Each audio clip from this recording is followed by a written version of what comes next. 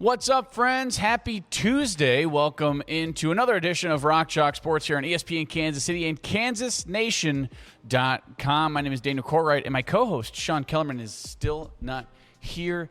He is out for the rest of this week, but I got a packed show for you, so don't you guys worry. Should be a ton of fun. Got a ton of great stuff coming your way. Going to start off with a little TBT talk in this opening segment. They're playing tonight out at Bramlage. A little update on the rosters for you. A couple of guys that have been added to the roster. They were on the roster last year as well, so I'll kind of break that down, give you a little bit of preview of what you can expect out there at Bramlage. I mean, if you got some time tonight, make your way out to Manhattan. I know it's Manhattan, right? But like I said, you just go west until you smell it and then north until you step in it, and then you'll find your way to Manhattan. But it should be a ton of fun watching all these KU guys of old playing in the basketball tournament, the TBT, the basketball tournament. Should be a ton of fun. Also got a little KU baseball news as well. Came out on the Iowa side of things. Kansas hasn't put anything out yet, but really cool opportunity for Kansas that we're going to talk about. And we're going to continue our TBT coverage as Caden Letsche from the University of Daly, Kansas is going to join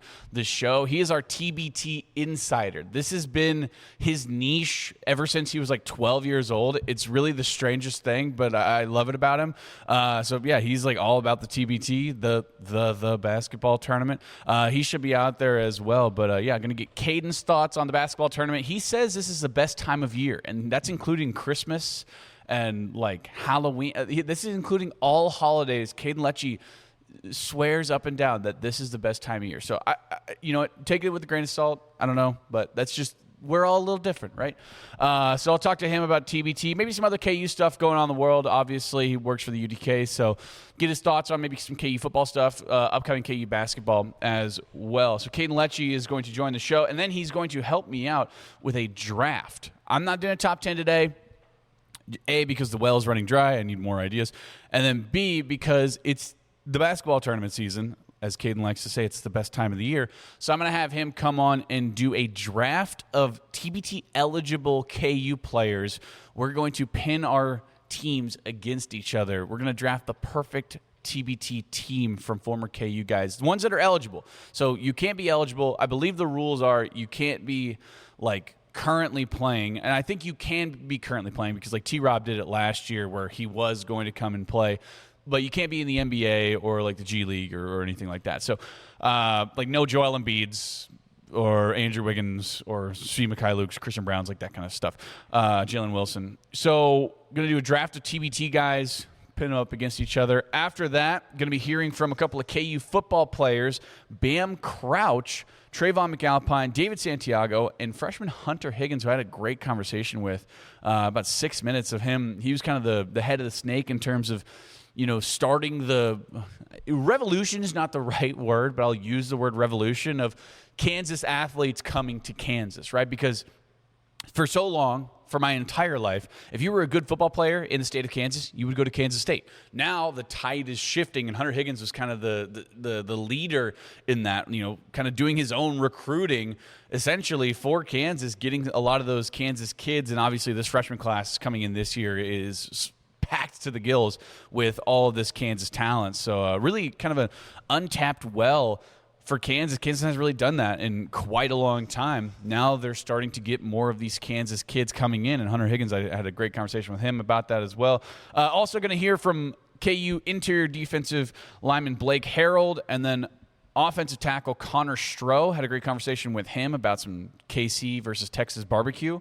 I think he's wrong about a lot of his stuff. I won't give too much away. And then Jalen Todd, I got a chance to talk to him as well, Kansas corner. And then we're going to continue our Chiefs opponent outlook, going to breaking down the Dolphins.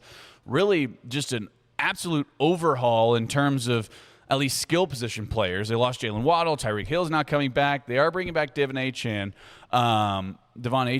but no more Tua. New head coach, Jeff Hafley's coming in, new offensive coordinator, a lot of new stuff going on over there. Bradley Chubb is no longer with the Miami Dolphins.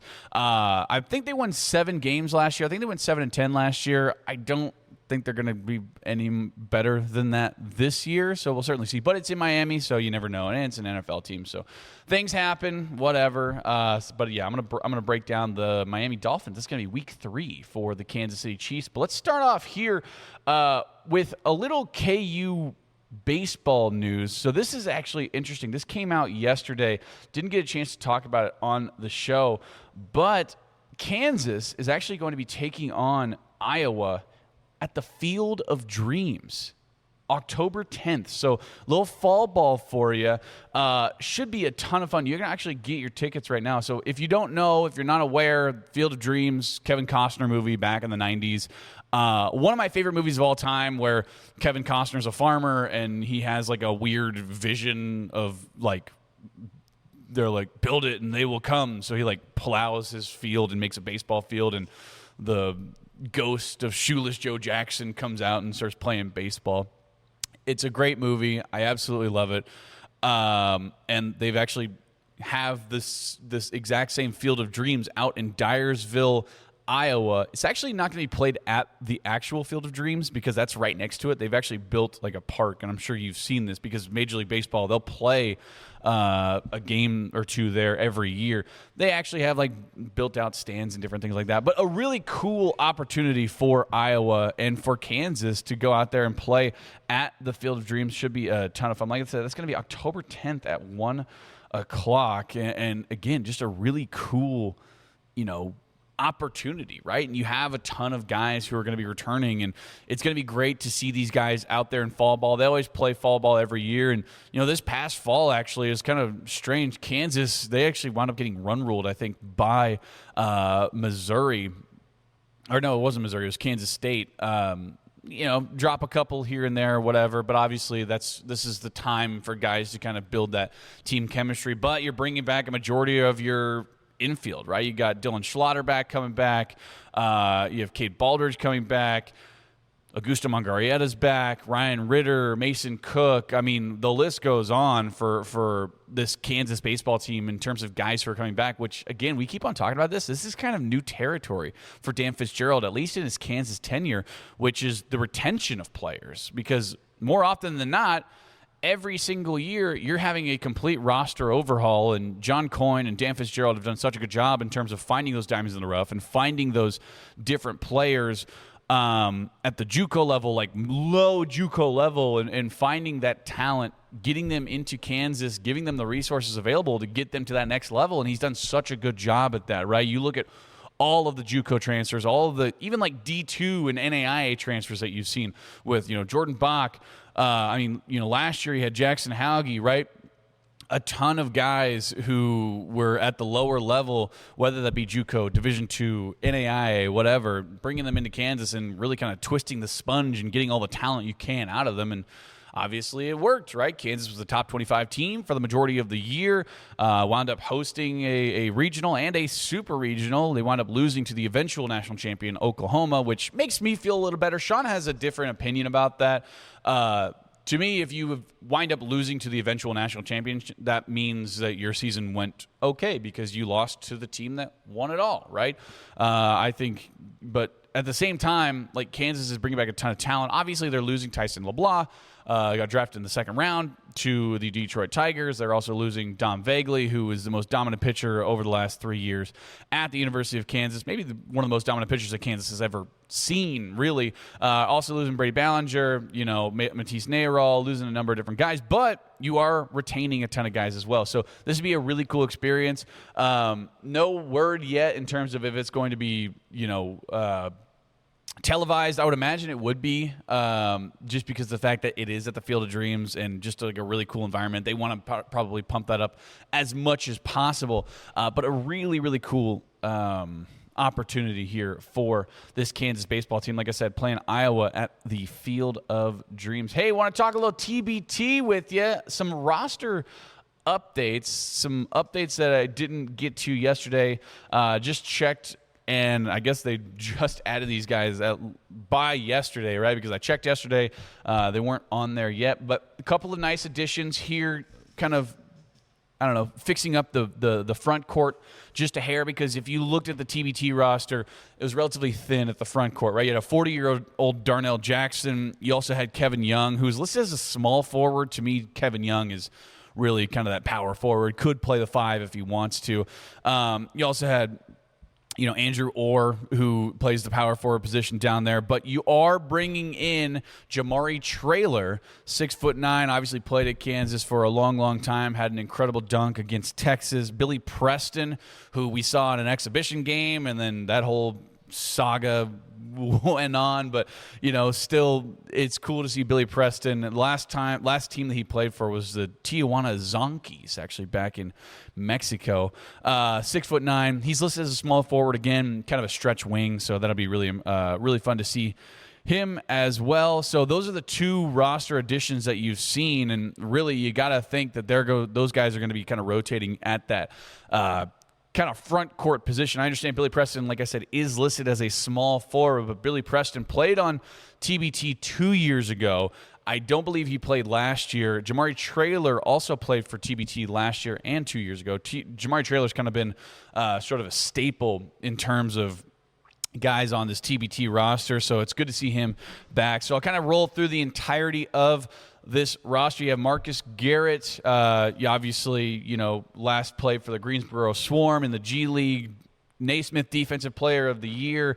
That should be a ton of fun. You also have Frank Mason, who is really the head of the snake in terms of what you've seen for a lot of these guys, and it's going to be so cool to see Frank Mason actually back there, out there on the court. Also, Zeke Mayo, played in the Summer League this year for the Atlanta Hawks, but now Summer League's over, so he's got nothing going on right now. Hopefully he's able to get a shot on this Atlanta Hawks team, but he's going to be playing in TBT. And, it was actually a great point by Nick Springer yesterday, where this is kind of the last opportunity that you have if you're Zeke Mayo to kind of show what you have, right? I understand that it's the basketball tournament. It's not exactly Summer League, but there's still going to be guys who are keeping their eye on the basketball tournament in terms of guys who are still trying to make their name known to try to get on these NBA rosters. So that should be a lot of fun as well. Tyshawn Taylor also listed as player, GM, and owner. I don't know how much Tyshawn is going to be playing. Now, granted, I played with Tyshawn Taylor a couple weeks ago. He looked good. He had like half of our points as a team. Didn't play a lot of defense, but granted, it was that was old man rec league ball. But Tyshawn looks good, so maybe we'll see a little bit of Tyshawn out there as well. Also, like I said, Kevin Young is going to be out there too, listed as a small forward. I want him to be more of a front court guy just because the front court's a little thin. You do have Darnell Jackson listed as a power forward. He's 40 years old. I don't know how many actual good minutes you're going to get out of Darnell Jackson, but hopefully it's a lot. Carlton Bragg Jr., also listed as a power forward, but he's really the tallest guy on this roster. Carlton Bragg, not the biggest of guys in terms of bulkiness, but still a nice addition to that front court. Also, Mario Chalmers, too, going to be playing that point guard position. Going to be interesting to see, Frank and Mario, because in theory, you want both of them out there at the same time. Frank is 6 foot, Mario's 6'2". You could think maybe Mario could slide over to the 2 spot, let Frank bring up the ball, or you can move Frank over to the 2 spot, let Mario take over the ball. So we'll certainly see about that. You also have a couple of alumni guys in Jacob Hanna and Andrew Orr. I had already mentioned Andrew Orr beforehand. Those guys played at Washburn. Washburn, if you know anything about them, and again, I've said this time and time again, I hate Washburn more than I hate Kansas State. But I was able to call a game on television on 38th Spot for an Emporia State Washburn game. These guys are legit. These guys are legit, Division I talent. It's so impressive that they didn't transfer away from Washburn just because Brett Ballard is such a good head basketball coach over at Washburn. They were the number 1 team in the nation for quite a while, a couple years ago, even last year, and made it to, I think, the Elite Eight, wound up losing in the NCAA tournament, didn't win the national championship, but 2 really nice players for Washburn, now going to be playing for JHX Hoops. JHX Hoops is actually what it is. I texted Tyshawn about it. He says JHX, not JHX. You also have Tradeon Hollins, who led the nation in steals back when he was playing for Omaha. So that's really cool to see. Obviously, a nice defender, plays the point guard position. More than likely going to be that on-ball guy, that defender that you're going to see up there. So that's going to be nice because you have two really nice defenders in your backcourt with Marcus Garrett, who was the National Defensive Player of the Year, and Tre'von Hollins as well, who, again, led the nation in steals whenever he was playing at Omaha. You also have DJ Burns, not that DJ Burns, as Sean likes to say. Small forward, played for Youngstown State, Southern University, and A&M College, Murray State, bounced around a little bit, 6'7". He plays a small forward spot. So, again, I really like the way that this roster has shaped up. And, kind of if you look at Purple Rain, there are some names that you'll know, obviously, from some K-State players, former K-State players. You do have Michael Beasley coming back. He's obviously a little older, but again, he's been playing quite a bit, and he's still got it. I hate to give credit where credit's due, but I always will give credit where credit is due. Michael Beasley is probably going to be their number one player. You also have Cartier Jada, who played at Virginia Tech and Kansas State, was a really nice point guard, really nice, spunky, kind of fast guard for Kansas State. Last played in France. Also have Jacob Pullen coming back, who, again, giving credit where credit is due. Jacob Pullen is my favorite Kansas State player of all time because he was so much fun to watch and honestly just a really good guy. That was like the most K-State basketball I watched because it was so much fun watching Jacob Pullen. So it'll be cool to see him back out there as well. Also, a number of different players. DeJuan Gordon, you probably know him, played at K-State, then Mizzou, New Mexico State, UT Arlington, so bounced around. Again, Austin Trice, another K-State guy, power forward, 6'8". Sean Williams, another kind of spunky guard that Kansas State had back in the day, but transferred around, wound up at Ouachita Baptist. So, that'll be interesting to see. Kamau Stokes, another little spunky point guard. Xavier Sneed, that's going to be fun to watch. Again, that was a really fun player to watch back in the day. But if you look at it, Kansas State, they have one true center in John Florvius. I would imagine that's how you say his name. Played at Georgia a few years back, 6'11". Other than that, they're a little thin at the backcourt spot as well, right? Because if you look at it, they have 6 point guards listed on their roster. They have one small forward, 2 small forwards, a couple of power forwards, and then one true center. So I think Kansas, with the new additions that they have with Billy Preston and Jamari Traylor, and with Kevin Young and his ability to play down low, Andrew Orr, again, is a really nice player down low, Darnell Jackson, who will give you probably 10 to 15 really solid minutes, but again, he's a little older now. He's 40. He's a man. He's 40. I think I like the front court a lot better now, especially with the addition of Jamari Traylor and Billy Preston. If Billy Preston can play down low, which I think he can, right? He's a versatile player. We knew that out of him in high school, and he's been playing pro ball kind of around, last played in Mexico. But I like the front court battle a lot. Now, this is going to be probably a little bit of trading threes too, right? You know anything about the basketball tournament? You're not utilizing your big men quite as much. They're more there for rebounding and set plays, different things like that. But when you have a guy like Marcus Garrett and Frank Mason and Mario Chalmers, right? You look at the guard play that Kansas has, and then you look at the guard play that Kansas State has in Purple Rain. This is going to be a lot of guard. This is going to be guard heavy, right? This is going to be very much trading threes, driving in, kickouts, different things like that. So it should be a ton of fun to watch, and I'm really, really excited to see what this basketball team can do. And it's going to be it's always so much fun, right? I always talk about it. I always talk about how much I miss watching Frank Mason play basketball. Same with Marcus Garrett, with even like Kevin Young, right? All of these guys were so much fun to watch way back in the day. So it's really cool. And it's kind of, bringing me back because like Darnell Jackson, like that was when I like first really started getting into basketball, into Kansas basketball especially. So like it's funny because Darnell Jackson to me, that was like my idol. And like Mario Chalmers too. Like those guys to me is what, like a Frank Mason and a Darren Peterson and different guys like that could be to like children now. So it'll be fun to see those guys back in action. Hey, got more TBT talk coming up as we got Caden Letsche from the University Daily Kansan coming on the show. He's our resident TBT insider. That's coming up right after this on ESPN Kansas City and KansasNation.com. Heinen Outdoor Power Equipment. If you're in the market for a new side-by-side, any new mowers, tractors, anything in terms of large machinery, they have got it. They have a place up in Valley Falls as well as here in Lawrence. So if you're in the market for that, they have a ton of great deals going on right now. Go to HeinenOPE.com to find all those amazing deals. Like I said, if you're in the market for side-by-sides, ATVs, tractors, mowers, whatever that may be for large machinery, be sure to check out HeinenOPE.com. That's Heinen Outdoor Power Equipment. Just Google that, and it'll send you to the right spot. Hey, right now, going to be joined by a very special guest. It's Caden Letsche from University Daily Cans, and also my old show. You're going solo this week, by the way, if I'm not mistaken, on Rock Chalk Sports Talk. 5 days is just straight TBT talk. Let's go. Hey, I'm riding solo this week as well. Sean is actually out at the Lake of the Ozarks That's right where now. I just came back from. You just got back from Lake of the Ozarks. Back-to-back weekends, I decided to go down there. Back-to-back weekends. First time ever. What's your? Did Old you get an roommate. Airbnb or what? No, old roommate lives down there for the summer. Lives down there. I was like, Okay. I gotta do something. So that's nice. So you didn't have to get two Airbnbs because No. I went down there, got an Airbnb with a bunch of friends of mine, and I was like, "Ooh, that hurt my bank account." So Oh, it definitely hurts the bank account, but it also hurts my neck. I can't turn left. I slept on the couch for 6 days in the last that's always 2 tough. weeks. That's why you got to get there early and stake your claim. No.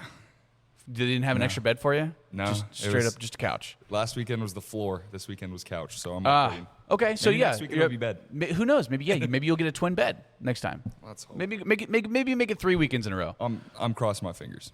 Okay, fair enough. We'll see if the bank account can handle Caden, that. I appreciate you coming on the show, man, as always. Wanted to talk a little TBT because you are our resident TBT insider, and I was talking about this. You like this time of year more than you like Christmas, your own birthday, Memorial Day, anything. This year I was super excited for it, the most excited I've probably ever been, and then no credential yet. So I'm waiting for them to email me back. So this could be. I got you. No, but it's perfect. It's weird. I liked when it was 64 teams, and they have 4 or 8 teams in one singular city. So like last year in Kansas City, they had an entire regional, I guess you could say. Right. Yeah. So that was fun because it was sun up to sundown, and it was just basketball, just guys playing basketball, and it was perfect.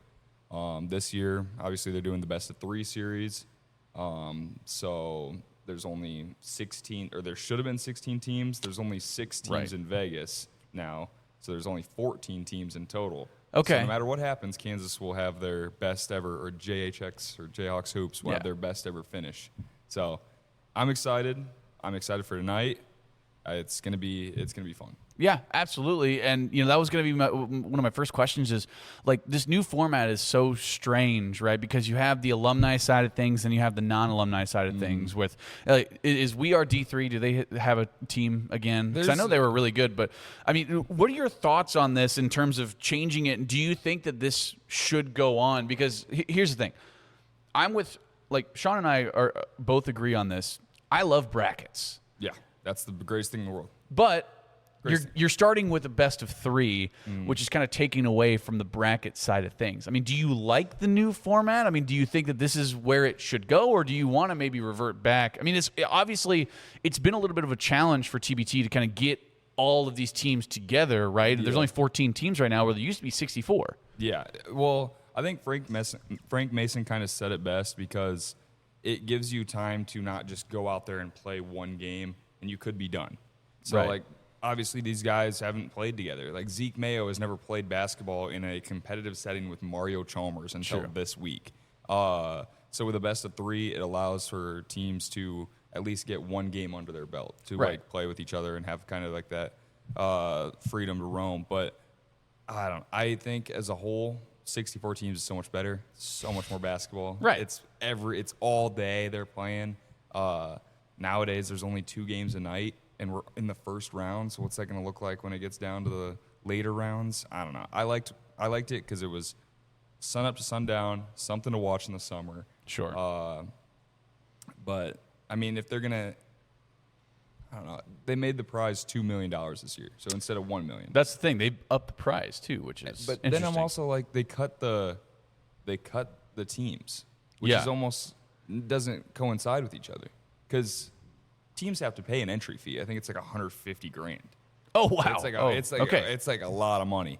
And so I'm like, you cut down the teams, you're getting less money. So I don't know. But as a whole, I guess I kind of beat around the bush. As a whole, I want to root for this best of 3 series, but I think 64 is so much better. Which I guess it is fair that it's like, okay, well, at least you get at least 2 games, right? Yeah. And that gives you a little bit more time to kind of gel together because, like you said, Zeke Mayo has never played with Mario Chalmers, and Darnell Jackson's never played with Frank Mason before. No, not even last year because Frank was on the Syracuse squad last year. Syracuse, I mean, we've forgiven him. You know, he said it was a business decision. He did say that. He said it was a business decision. So I will and forgive this him. Be his last year. This is huge. Yeah, so he did allude to that. He said this is going to be his last year. But then we asked him about it in the press conference, and he was kind of like, well, I don't know. We'll see. It's like, okay, well, you goes, said I got it. a lot in the tank left in me. He's like, I got plenty. And we're like, then why are you calling it quits? Right. But he's got a family. So. Yeah. Yeah, that's true. That is fair. And, bouncing probably from, like, Atlanta to France and, all over the place. Probably a little tough, especially when you do have a family. I think he has, like, a 13-year-old son, and he has another daughter who's, like, 2 or something. Yeah. So, shout out to Frank. Obviously, family man. This could be his last time we see him playing basketball. So, be sure to get out there to Bramlage and then also to Lee Arena. As you know, I hate Washburn, but I will go just to support JHX Hoops.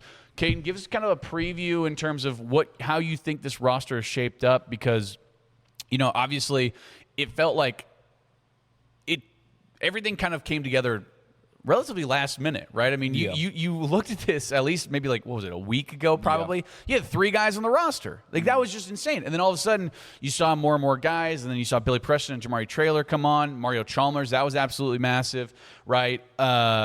Kevin Young. I mean, all these different big-time names for KU Athletics, formerly KU Athletics. Also, you have Andrew Orr, Tre'von Hollins, a couple of nice Washburn players, a couple of nice other guys around there. Give us a preview of how you think this team is going to shape up and maybe match up against not only Purple Rain, but La Familia, and because they looked pretty dang good the other night. I think for right now, I'll get to it in a little bit, but I think Wichita is the best team so far. Okay. They were up by 33 last night over New Mexico's alumni and ended up winning by like 20 plus, which is unheard of in an Elam ending. But this roster, I really wanted Billy Preston. Preston to play. And we got him. This last week, I've been watching so much of last year's highlights of the games and then the year before that's highlights. And Billy Preston just blows my mind with how athletic he is on the court. Yeah. Some big news before coming out of Manhattan is Jacob Pullen's not playing. Oh, he's not playing? Tonight, at least. Oh, okay, sure. So I think this roster needs to go out and handle business in Bramlage. It'll be interesting to see if there's a home court advantage, as you should say. But as a roster standpoint, Frank, I mean, from what I saw of him in Wichita 2 years ago, obviously he's had much time to improve or get older, whichever one comes first for him. He looks a lot better too. Yeah, okay. I mean, he was, last time you saw him in a KU jersey, or not KU, but like it was Mass Street. Yep. 2 years ago, looked a little thick around the hips. Yep. That's now he looks a lot better. He looks pretty good now. I wasn't gonna say it. How are you? No, he does. As in that Zoom call, he does look a lot more fit, I guess you could say. But even then, when they were playing Colorado, he was still able to get downhill. He was pulling up for anywhere, and he still had that spark. So I think Frank Mason's going to be that guy that's going to be able to drop 20 plus a night for these guys, especially now that he's, I guess, more fit, I guess we could say. Yeah, right. But and then Mario Chalmers, that's a huge one. And I think I'll be the first to admit the last couple of weeks I've been like, oh, Mario Chalmers, Mike Beasley, they're old. They're old. It's not going to be the greatest basketball. But these guys are still playing. Yeah. These guys are actually teammates. Yeah. Michael Beasley and Mario Chalmers are teammates in the Big Three. Michael Beasley, outscored the other team, 21-18 in a half, right? Yeah. I mean, that was he's pretty damn good. On Sunday, he dropped 27 points and 10 rebounds. He's I guess their team name is Miami 305. Miami 305 is their best, or Michael Beasley's their best player. Mario Chalmers, it's hard to get in on a 3-on-3 team, especially when there's 6 guys. Sure. So Mario's kind of been averaging around the 4 or 5 range. So Okay. he hasn't really had to do too much. He's more of an assist guy when he comes on. So Mario, I'm really excited to see. And then Zeke, I remember last year him being a little nervous, it seemed like, right away. Sure. He was kind of nervous. He was just graduated. He was probably really worried about an NBA spot in the back of his mind playing through this, and that's kind of what he's playing for right now. But last year, once it got to when they played Purple Rain last year, and then they played Heartfire in the round of 16, Zeke was one of the top guys. I think he was the top guy. Yeah. So right now, from a roster standpoint, Zeke, Mario, and Frank, those are three guys that can score at any given point in the game. The big situation is going to be interesting. I believe Andrew Orr's, I don't know if he's power forward or center. So he's listed as a power forward, but he played center a lot when he was at Washburn. But to your point, I know you talked about Kansas State kind of their centers, but that's where it kind of comes down to it. Everyone wants to play guard when they're 40. No one wants to get down, dirty, and physical in the paint. Last year was awesome. They had Cliff Alexander playing down there. Yeah. Dave McCormick came back. That's right. The year before, T-Rob was on the team.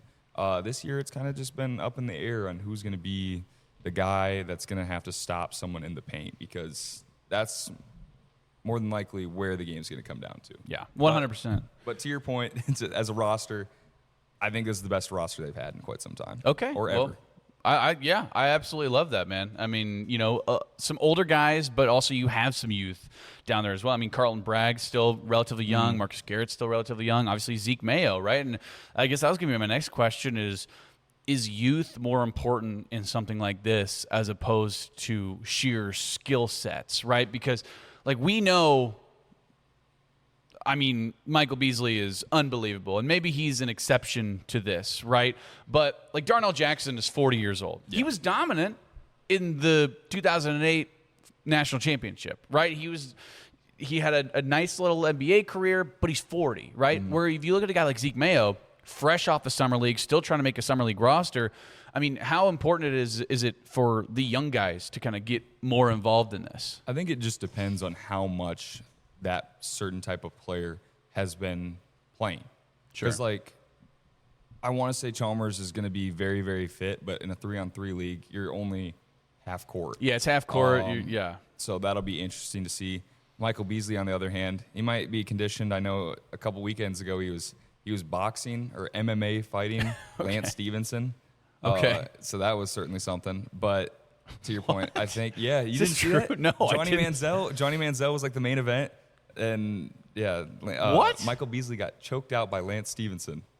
This is news to me. How did I not see this? This is crazy. A big thing. It was like this isn't like a dream you had? This is real? No. Okay. The worst part about it is it started at like 2:30, 3 a.m. That was the worst part. So I was like, what am I doing with my life? Right? Watching Michael Beasley and Lance Stevenson. This is worse for me than them. At least they're making money. But oh my gosh, I think youth is very, very important, but it also just determines on how much that player is just playing overseas or how much they're playing. Because if you're just going to step in, I know you and I played basketball the other week. Yes, we did. Me just stepping off my couch and going to play took a lot out of me. A little tough. A couple days. But you got injured too. You hurt your wrist and your butt. Yeah. I was fine. Okay, all right. I was fine once I got to the car. Actually, the wrist kind of hurt for a couple days, but that's just probably old man bones. Yeah. I'm not as old as you, but well, you tried to take a charge, right? Is that what it was? I tried to take a charge. And I put my body on the line for I don't even know what your team's called. The Cosmic Airballers. How did I not? I didn't know that. Yeah, I played a full game. No idea what the team name was. But yeah, so like I said, it just depends on how much you're playing. But I think Zeke Mayo is going to be that guy that's going to determine how much this game could go towards, I guess, Jayhawks. He's playing for a roster spot, and he's just played in like NBA ball. That's where it's like the fastest. Right. That's where you got to know.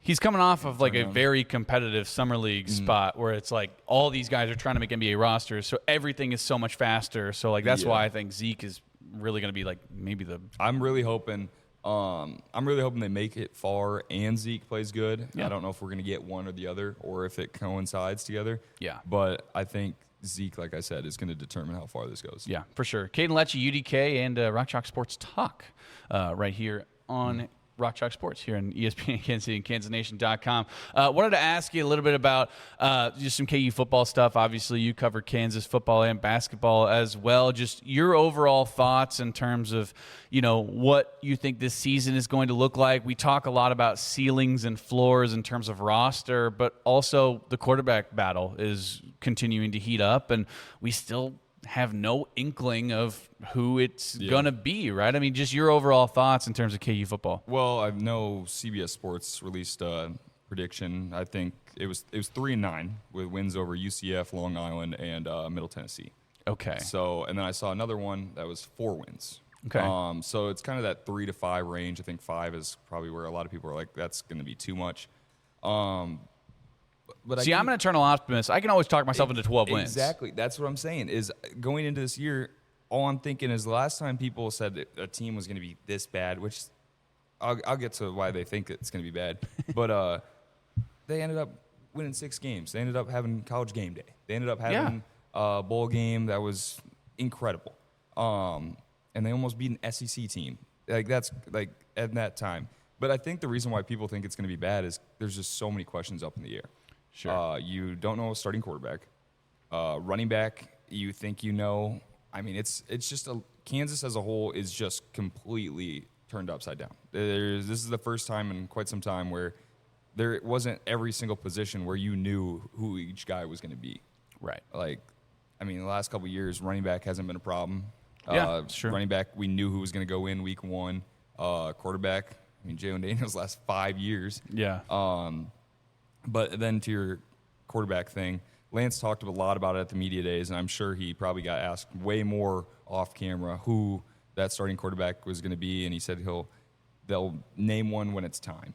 And that sounded like some Lion King stuff. I'll name one when it's time. Yeah. But they're going to blow white smoke instead of black. They're choosing a pope, They go over to the McCarthy Livingston, right over that balcony, right by the baseball stadium.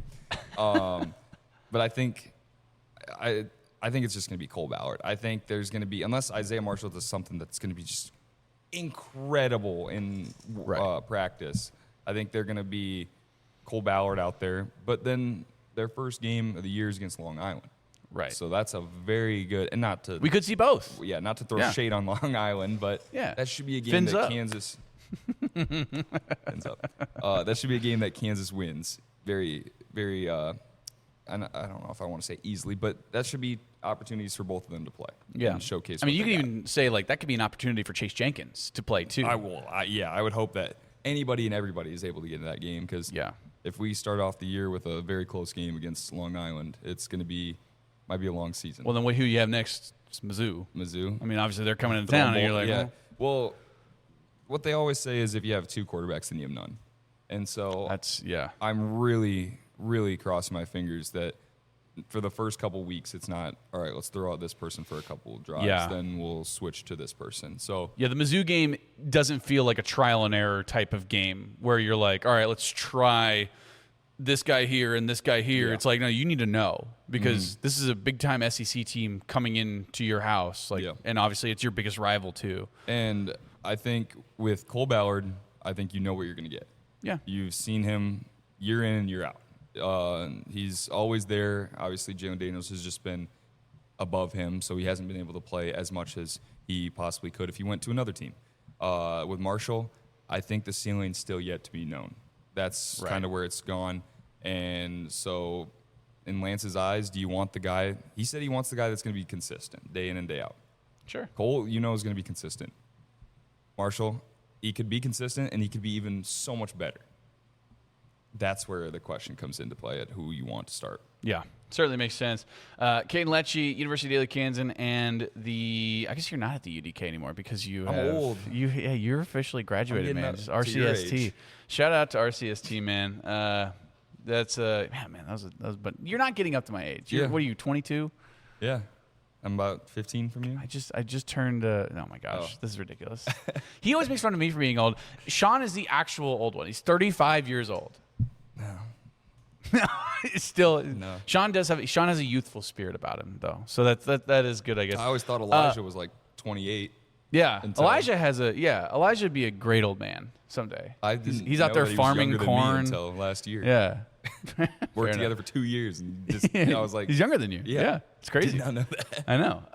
Hey, stick around because we're gonna do a special fantasy draft where you and I are going to pick TBT eligible. Which, granted, now you've put it in my mind. I don't really know what TBT eligible is. Just no NBA players alive that are not like walking with a cane. Yes, alive.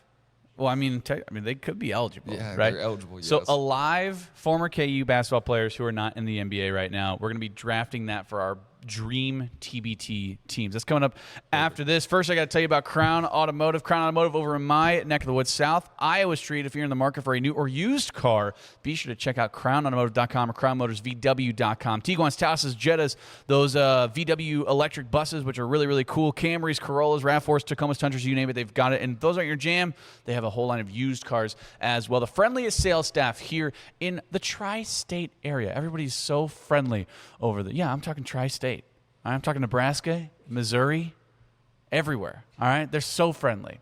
I implore you to go to Nebraska and find a friendlier sales staff than the ones you find at Crown Automotive, all ran by the 2025 Lawrence Citizen of the Year, Miles Schnarr. CrownAutomotive.com, CrownMotorsVW.com. Fantasy draft coming up after this. Rock Chalk Sports, ESPN Kansas City and KansasNation.com.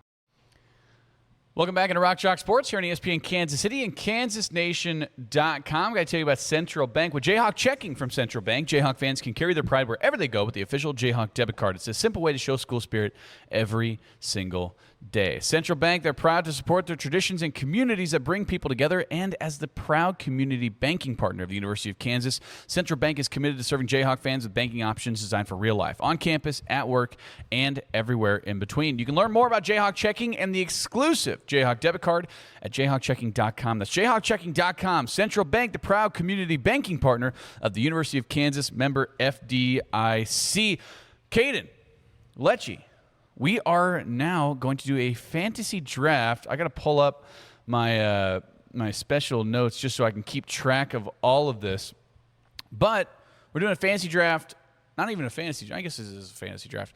A draft of TBT eligible players for our dream TBT basketball team. I have a list of former, at least Bill Self guys. I have the MIAA flipping coin. Are you aware of this MIAA flipping coin? You know what it is. I feel like I've heard it every time I've seen you. You're familiar with its significance? What does MIAA stand for? Mid-America Intercollegiate Athletic Association.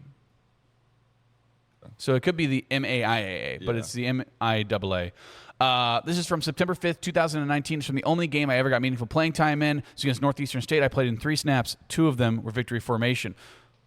The other one was Indiana's inside power. They want their most trustworthy guy out there. That's what I'm saying. To end the game. You know? Exactly. That is a heavy coin, by the way. It's got some weight to it, man. I don't know if it's made of tungsten or what. The MIAA is heads. The football player is tails. Since you are our special guest, I will let you call it in the air. I'm going to go heads. It's tails. It's actually kind of diagonal, but it is tails. So I'm going to go first. We'll go host work. Oh, come on. It's a 50-50. No, you get first. You get first. That's a fair coin. That's the fairest coin of all. Okay. I'm going to go first. We'll go snake draft here too. So you'll have 2 back-to-back. Okay. But we'll go snake draft. Got my list. How many do you want to go? We'll go 6 players. Okay. And do you want to draft a head coach too? You know what? We'll do a head coach. So we'll go 5 and a head coach? Or we'll go 6 and a head coach? We could do 6 and a head coach. We'll save the head coach for last. All right, that works for me. All right, well, with my number 1 pick, this is actually kind of tough. Can we do guys who are we'll do guys who are on the roster right now too, right? Okay. Perfect. Because we could exclude them, but They're obviously the dream TBT guys are, hopefully some of them are on the team right now. Exactly. I mean, 1-1, you got to go Frank. Dang it. So I'm going Frank Mason as my point guard for the number 1 overall pick. I mean, that was like abundantly obvious. You know what I mean? Former Naismith Player of the Year, still looks good. Yeah, he's a little older, but aren't we all? I was gonna say now I got to switch up the entire team. I had Frank Mason for 1 through 7. Yeah, sure. I had Frank Mason 1 through 7. I think for my 1-2, I guess, or first overall pick, sure, I'm going to take Devontae Graham. Yeah. I was really hoping that they might try to get Devontae Graham this year, but I was too. He's not playing in Free agent. the NBA anymore. He is a free agent. Is he playing overseas somewhere? Okay, so actually, I just was talking about it. It's or he just played in the Euro League for a Serbian club. okay, fair enough. In January, KSL or whatever. He might have played against Mihailo Musicic, KU Target right now. We'll see how that goes. I had Devontae Graham as my number 2 guy. Like if you would have, that's the 1-2 punch right there. But now it gets a little tricky. So is Devontae playing your point guard position? Devontae will take the point guard. Okay, and then at shooting guard. So TBT eligible to make TBT eligible, so they can't be playing in the NBA. Be playing in the NBA. Okay. That's at least the stipulations we have, and they have to be alive. Dang it! So there goes Wilt 1 through 5. Wilt's out. Well, I'm gonna take another free agent. Okay. Wayne Selden. Yeah, that's a good pick. Yes. So Wayne Selden will go to my shooting guard spot. Did Wayne play last year for TBT? No. Okay. No, Has he ever? I don't believe so in the last 2 years at least. Okay. Fair enough. Kansas really hasn't had a team for that too long. Yeah, I guess that makes sense. Okay, so you have Wayne Selden and Devontae Graham. I have Frank Mason. Two solid picks. I had Wayne on my big board. Watched a lot of film on him. So, okay, you have 2 guards right now. I think I want to go ahead and shore up my front court right away because I have 2 back-to-back picks. So at the power forward spot, go ahead and give me Thomas Robinson. That's a good one. That's a guy that he had a game winner in the first round of the TBT 2 years ago. Yeah, still looks throw. good, man. Yeah, he still looks good.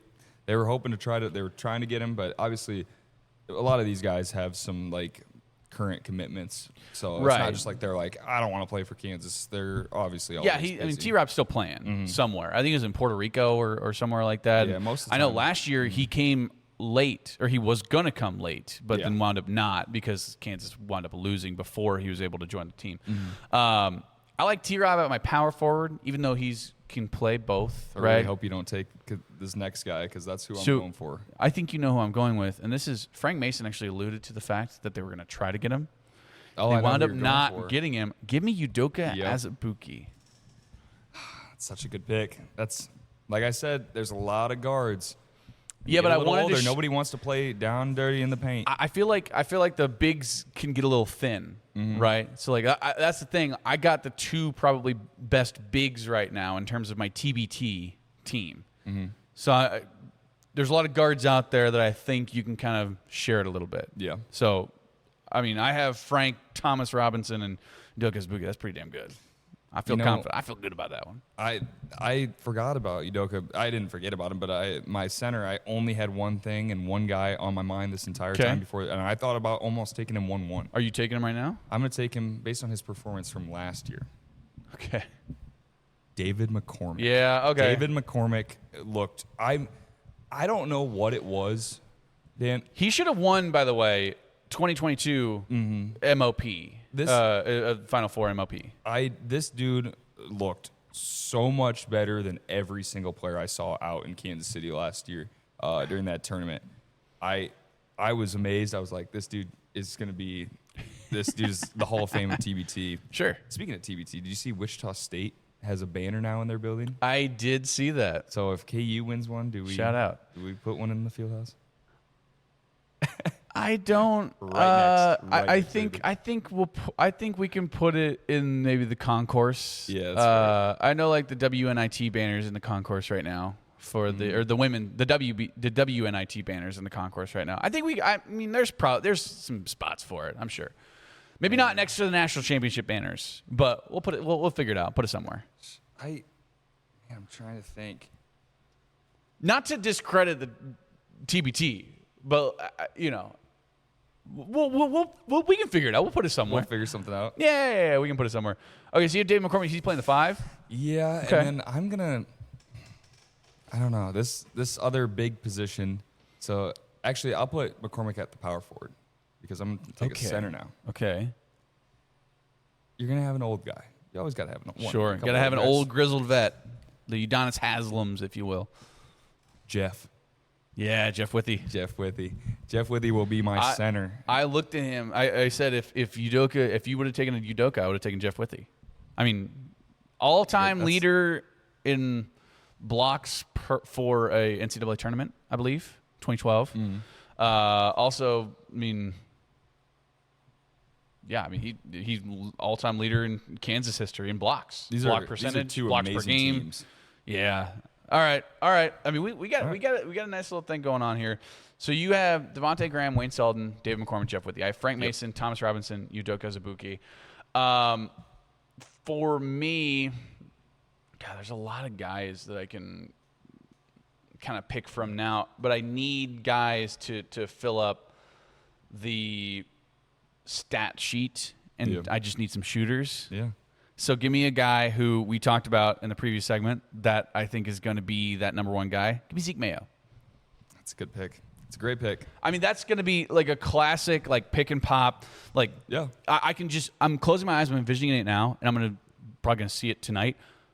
Frank Mason drive, defense collapses, boom, kick out to Zeke, three-pointer.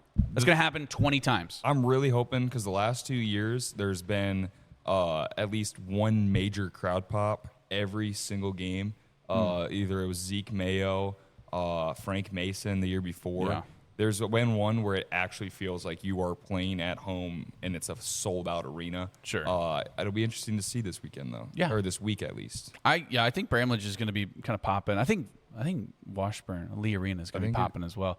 For my next guard spot. This is your final starter. So this is my final starter, and you actually kind of implanted this in my head that you need an old grizzled veteran, a guy to kind of show the other guys the ropes. Give me Keith Langford. Oh. As my, I believe he played 2 years ago. I think he did. I mean, granted, he's got to be 42 or 43 now. I mean, he's a little old, but he still looks really good. Yeah. I saw him not too long ago at a KU game, and he looks pretty solid. And guy who can knock him down, probably do a little camping. He's not going to be driving nearly as much, but a guy who kind of show him the ropes. So, okay, we need actually got to do this fast because we're up against a break. But you have one more starter, Marcus Garrett. a bench guy. There you go. Marcus Garrett, need a defensive guy. And then for the sixth man, give me one guy that I think is going to actually, I was going to take one guy. I got to switch now. I'm going to take Tyshawn. I'm going to trust Tyshawn. Okay. As my sixth man. I like that pick because, I mean, he loves TBT. He loves JHX Hoops. I played pickup basketball with Tyshawn a couple weeks ago. Doesn't play a lot of defense. I'm putting him out there for a quick spark. Sure. Go score me 10, and I'll take you out. So you don't want Tyshawn as your head coach? I mean, no. Okay. All right. Fair enough. All right. I have a bench guy, and I can just see Udoka Azubuike getting into foul trouble. So I'm going to go with another big. Give me Cole Aldrich. Yep. That's a good one. It's a great one. I mean, he's old now, but just a guy who you're going to get some nice minutes from him whenever you have some foul trouble going on with Udoka Azubuike because he's prone to that, right? For my head coach, there's a lot of guys I can go with. I'm going to go with an interesting one, a guy who all these guys can really rally behind. And none of these guys actually played for him, but I think he's going to be a guy who can really kind of rally the troops. Give me Roy Williams. Do you think that he would be willing to coach in the basketball tournament? TBT eligible. He is. He's not coaching right now. I mean, for my coach, I was just going to stick with it. Sharon Collins. Yeah. Greatest TBT coach in JHX Hoops history. Okay, fair enough. So you have Devontae, Wayne, Selden, David McCormick, Jeff Withey, Marcus Garrett, Tyshawn Taylor, and Sharon Collins as your head coach. I have Frank Mason, Thomas Robinson, Udoka Azubuike, Zeke Mayo, Keith Langford, Cole Aldrich on my bench, and I have Roy Williams as my head coach. Caden, appreciate it so much, man, and have a good show today. Let's win a game tonight. Absolutely. Hey, we got more coming up after this on Rock Chalk Sports, ESPN Kansas City, KansasNation.com. Welcome back into Hour 2 of Rock Chalk Sports here on KansasNation.com. Really appreciate everybody joining along here on KansasNation.com. Also live on Facebook, live on YouTube. If you want to check out all of our stuff, be sure to check us out on all of our social media platforms. Twitter, Instagram, TikTok, at The Kansas Nation, at The Kansas Nation on YouTube, and Kansas Nation on Facebook for all of the best coverage for Kansas athletics. Going to be out there at TBT tonight, Bramlage Coliseum, giving you a bunch of stuff. You can also listen, by the way, to play-by-play coverage of the basketball tournament on kansasnation.com. Pat Strothman is going to be on the play-by-play, and I'm actually going to be doing sideline reporting for the play-by-play as well. So it should be a ton of fun. Going to get you a bunch of content from the basketball tournament, watching all these KU guys of old. So be sure to be on the lookout for that. kansasnation.com, everywhere.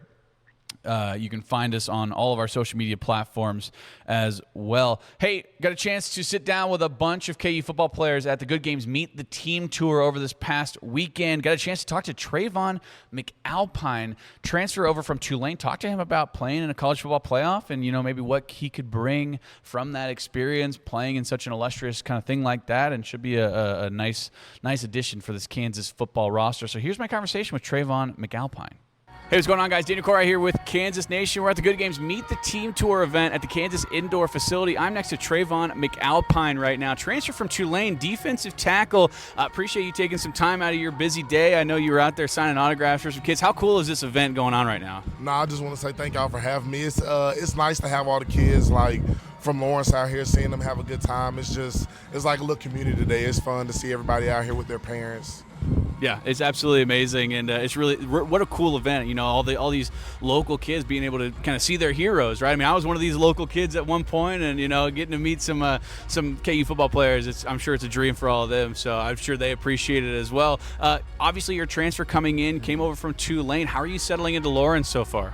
I'm settling in pretty good. It's kind of close to the first college town I was in at Texas Tech. So being in a college town like that, Lawrence really fit my type of style. I wasn't too much of the big city in New Orleans, right. Man. I was always at home. I'm a small town type of guy. Hey, I get it, man, and that's exactly what Lawrence is. Lawrence is a perfect little college town. Absolutely. Talk about that defensive line group that you guys have right now. I mean, you got Blake Herold there, a couple of young bucks too, some really nice players. Kevin Otis is down there as well. I mean, how much confidence do you have just in that defensive line as a whole going into this year?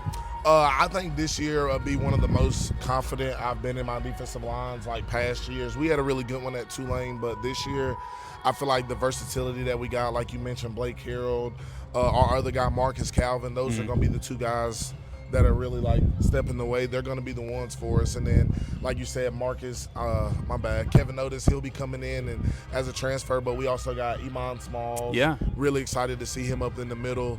Big guy, but no, we have a lot of pieces on that D-line. I feel like we have a lot of guys that can go in and make the challenge. Yeah, absolutely. And Tre'von, I got to ask you, man, I mean, defensive linemen, at least in my experience, have been some of the funniest dudes by far and away. Who's the funniest guy on the team that you've met so far? Kevin Otis Jr. You can ask anybody.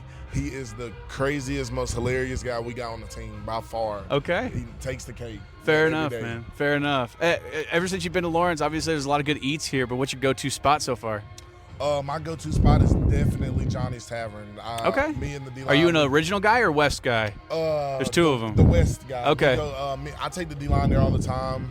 We go down there and eat. I'm good friends with the owner down there, so we go down there all the time. It's a perfect spot for game days if y'all want to go check it out. Yeah, absolutely. I mean, it's a great local sports bar. Really cool place. Wanted to talk to you about your time at Tulane because you got a chance to play in a college football playoff game. Yes, you had 4.5 tackles. We talked a little bit about that beforehand, but just talk about that experience and maybe what's something that you can pull out of that experience that you can bring into this coming year.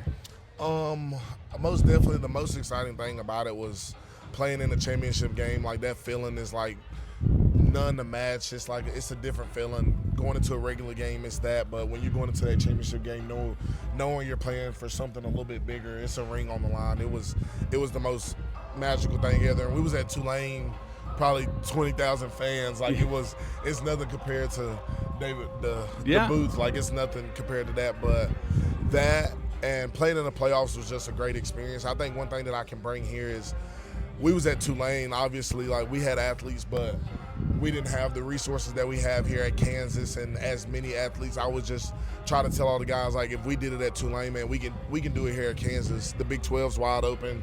We got the guys, we got the coaches. Why not Kansas, really? Why can't we do it? Yeah, absolutely. Well, I love to hear that, man. Why not Kansas? You heard it here from Tre'von McAlpine. Man, what's your – by the way, I mean, you see it under construction right now. I mean, me growing up as a Kansas fan, I never thought this would be possible, right? Oh, yeah. But, I mean, how excited are you to play in the booth? I mean, it's such a beautiful venue, and obviously it's going to be under construction, but how excited are you to actually just get out there? I'm very excited. Like I said, I played at Texas Tech. In 23, we came here and played.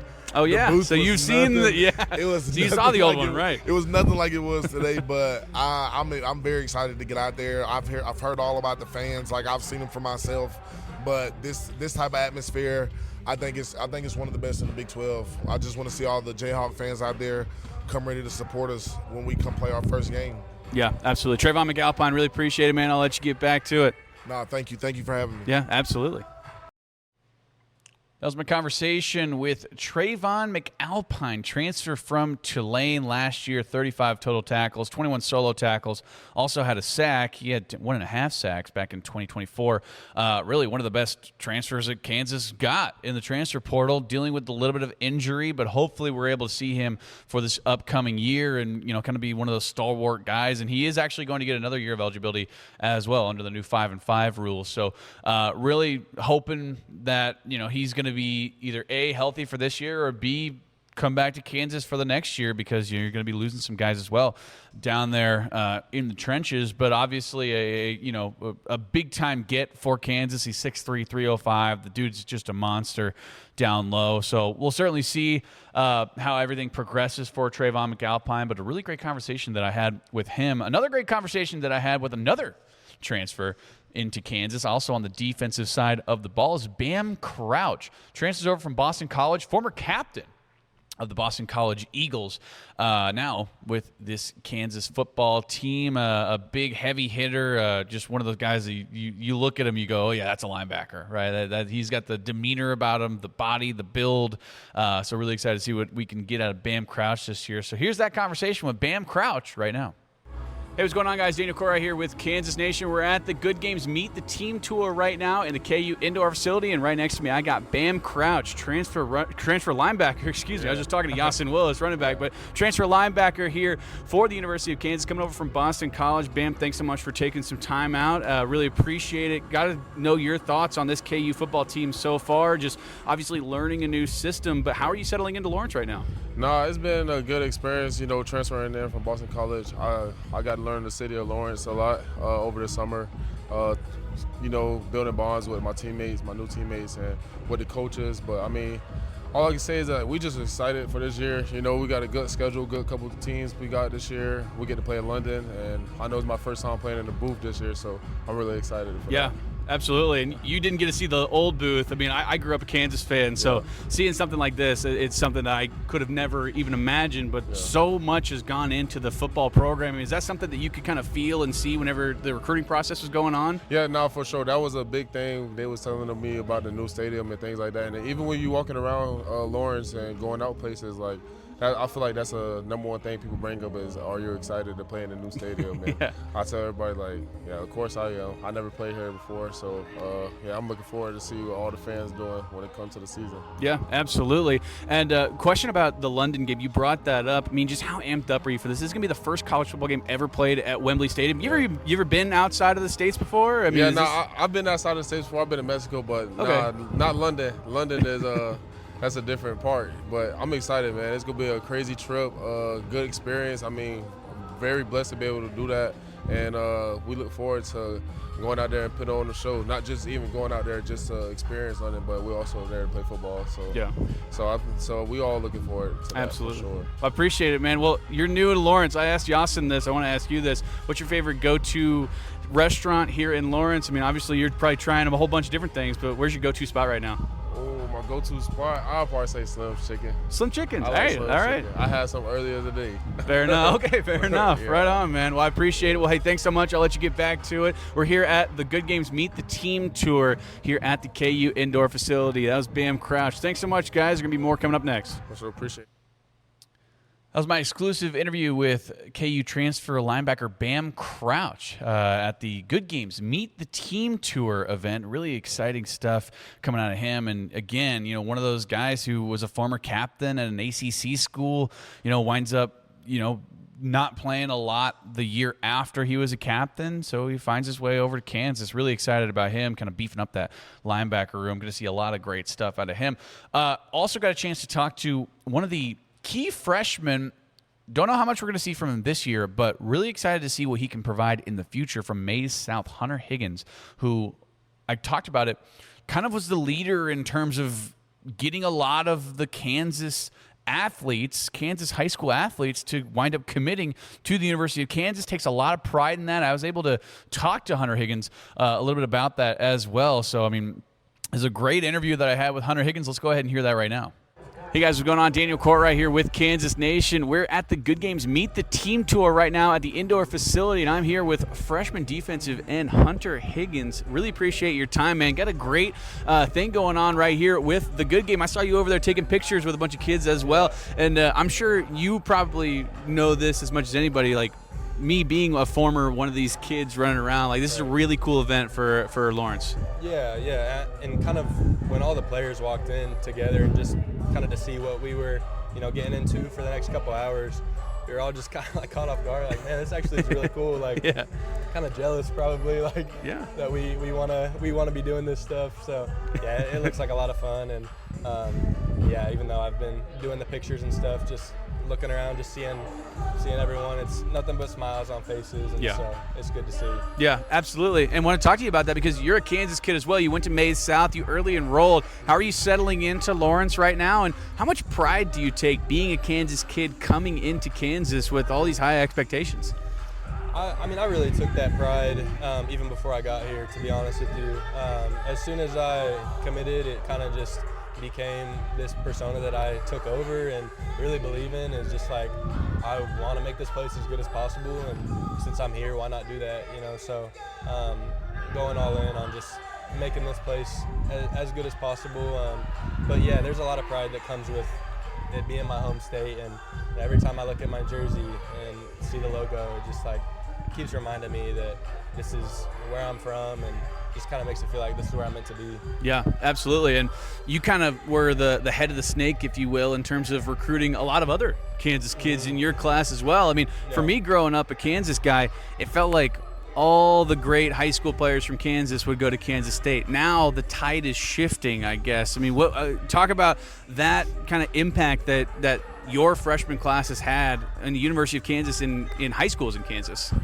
I mean, I think it's one of those things that, as good as it is for my year, it's just like, don't make it a one-year thing. You know what I mean? Just keep it going. And so, once those guys have committed for the 27 class, like me, taking it on my part to text them and just say like, hey, let's keep this thing going. Like, what happened with my class, even the class before, really was a really solid class, and like, you don't get a great team from just 1 year, you know what I mean? And so, as good as it was for my class, I did know that even that successful year, it needs to carry on second year, third year, fourth year in a row, to where it's not surprising anymore. Like, that's just what happens. Yeah, absolutely. Has there been anybody since you've gotten here, because you were early enrolled in January, so you're relatively fresh here on campus, anybody kind of taking you under their wing a little bit, kind of showing you the ropes? I would say a really good group of guys, honestly, like a whole group, has just been the people that I live with now. That's Coulter McDaniel, Carson Brune, Carter Moses, and Jack Tanner. They're all a little bit older than me, and so just a little bit more mature in their process and how they handle things. And so, and one big thing for me and for them is just spiritually, like when I'm not at football, keeping my faith at the center of my life. And so they've been huge with that. And I wouldn't say a specific, like every time I get to the facility, one specific guy. We do really good at just every time you see someone saying hi, every time you see someone falling short, saying something, and just everyone being kind of a leader. And so I think it's a good thing that I really can't point out one guy. Just because kind of the whole team is that type of person that takes people under their wing. I love to hear that, man. Yeah. I absolutely love to hear that. Jayhawks are family, man. Absolutely. Yeah. Obviously, growing up a Kansas fan, I would assume you've seen the old David Booth Kansas Memorial Stadium. Yeah. Now looking at this new one, I mean, for me as a kid, I never thought something like this would be possible, right? Seeing this, seeing all of the resources being put into the football program, I mean, how much pride does that give you, I guess, and how excited are you to get out there on Cavisto Field? Yeah, I don't really know how I'm going to handle it when I first get out there, to be honest with you. I've said before, I think I'm going to do something kind of stupid, like just run completely away from the team and like start trying to fire up the student section. Like, I don't know what I'm doing. So I'm hoping that I just keep it within myself a little bit. But no, it's awesome. I think another big thing, like where my mind goes though, is like it's just an empty stadium right now. And so when it becomes a really tough place to play is when we play good and people show up and pack the thing out. But, you know, we all know that people aren't going to show up if we don't play good. And so just keeping it real with all of us is just like, use this as motivation. Yeah. I mean, we have the opportunity to have one of the best spots in the Big 12 in college football. We just got to go out there and perform. And so not taking that for granted, right, and making sure that it's full every single Saturday. Yeah, absolutely. Well, it's awesome to see the growth and everything, but, you know, you had a great point. The fans are what make it an electric environment. So be sure to come out and support the fans. Hunter, really appreciate your time, man, and I'll let you get back out there and get back to take some pictures with some kids. Sounds good. Awesome. I appreciate it. Yep. That was my conversation with Kansas defensive end Hunter Higgins, a freshman who early enrolled this upcoming year. And like I said, I talked to him a lot about the high school aspect and recruiting these Kansas kids and getting kind of everybody backing this up, right? And I'm just going to roll through this freshman class that Kansas has.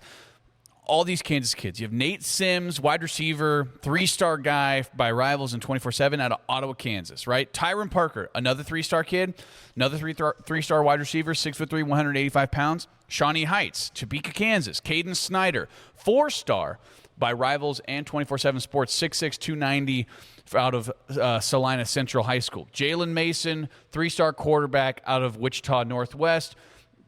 You also have Kevin Sullivan out of Kansas City, Missouri, Rockhurst, which is on the state line, but, you know, still close enough, right? Hunter Higgins, like I said, 6'5", 254 out of Maize South. And again, kind of was that first guy who really got all these Kansas kids to come. You also have Josh Galbraith, 3-star, 4-star, depending on where you look, right? A lot of people thought he could have gotten that 5th-star, got a ton of offers from Texas A&M, Michigan. I mean, all these power conference places, and he winds up coming to Kansas, obviously from Lawrence, but should be a ton of fun to watch as well. So, I mean, you have all of these Kansas kids committing to play for the University of Kansas, where you really had the most talented kids from Kansas coming to the University of Kansas. That's something you didn't really get to see a lot of, right? At least in terms of history. When you look back, you had, you know, the Jordy Nelsons of the world, the